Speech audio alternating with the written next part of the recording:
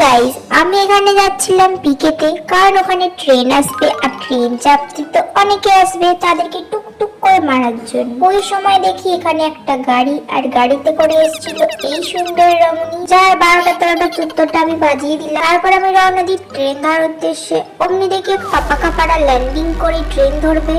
তখনই আমি ভেবেছিলাম তাকে একটা হেডশট মারবো, কিন্তু ব্যাপারটা বডিতেই সালটাতে হলো। এদিক ওদিক সব দিক দেখে যখন আমি ভাবলাম কি যে একটু ট্রেনে উঠবো, তখন জানি না কোত্থেকে এই পাশের বাড়ির হারাধানের পোলা এসে আমায় মাইরা দিল। কিন্তু গাইস, আমি ট্রেনে উঠে পড়ি, ও কিচ্ছু করতে পারে না। ট্রেন থেকে আমি নামতে নেমেছি পিকের ছাদে। ভেবেছিলাম অনেকগুলো কিল করবো, কিন্তু একটা কিল করতে না করতেই তার টিমমেট আমায় মেরে দেয়। আমাকে আমার টিমমেট রিভাইভ করলে আমি এখানে নেমে এসে দেখি কে একটা প্রেমিক জাল ফেলে রেখেছে, কিন্তু আমিও তো এই জালে পা দেব না। কে আরে বাবুয়া, আমার জন্য প্রেমিক জাল ফেলেছিলিস, নে গুলি খাওয়ার হাতে।